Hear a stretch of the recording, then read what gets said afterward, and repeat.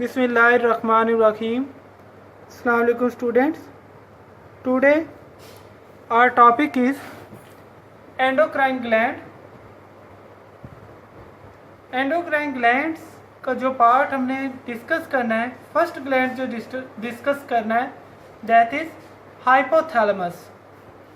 Hypothalamus is the part of our brain and it acts as a gland. Hypothalamus, below hypothalamus, a small P-shaped like gland is attached, and that gland is known as pituitary gland. The neurosecretory cells in the hypothalamus produce and secrete various cell hormones that is stored in the pituitary gland.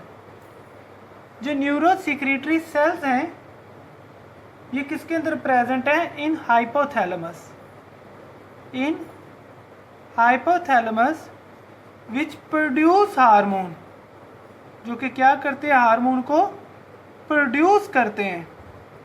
And these hormones are stored in pituitary gland. और फिर ये वाले hormone pituitary gland के अंदर क्या हो जाते हैं? Stored. So neurosecretory cells are present in hypothalamus. Neuro mean neuron, secretory means secretions, cells mean cells. Mean neurosecretory cells are that type of cell which receive signal in the form of nerve impulse, जो कि signal को receive करते हैं nerve impulse की form में, and transfer the response in the form of hormone. These cells are of dual nature. ये वाले जो सेल हैं ये ड्यूल नेचर के हैं. ये जो नर्व मैसेज रिसीव करते हैं ये किस फॉर्म में करते हैं? In the form of nerve impulse. और उस नर्व इम्पल्स को ये किसके अंदर कन्वर्ट कर देते हैं? हार्मोनल सिग्नल के अंदर. और ये जो मैसेज आगे ट्रांसफर करते हैं in the form of hormone. So that's why the cells which are present in hypothalamus and connected to the pituitary gland is known as neurosecretory cells, which receive message in the form of nerve impulse and transfer message in the form of hormone.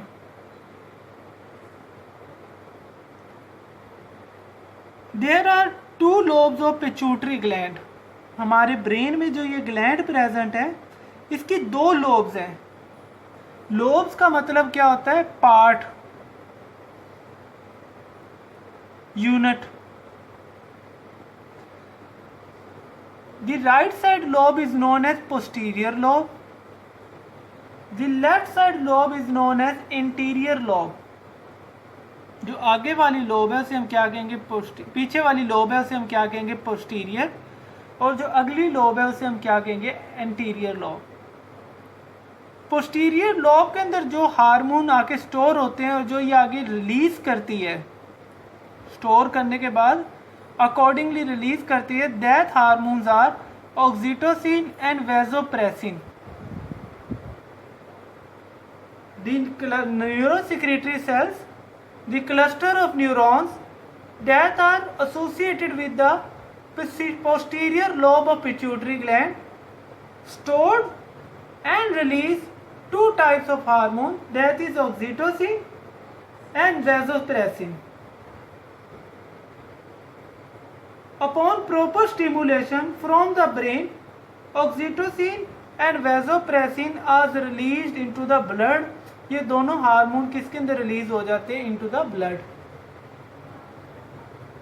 On the other hand, the left side lobe is known as anterior lobe, and this is also known as master gland. Why it is known as master gland we will discuss it later. But this lobe is also produce two hormones, that is prolactin and other one is growth hormone, which are also known as tropic hormones. Prolactin और growth hormone, ये दो तरह के जो hormones है ये कौन produce कर रहा है? anterior lobe of pituitary gland. Pituitary gland, that is the part of your brain.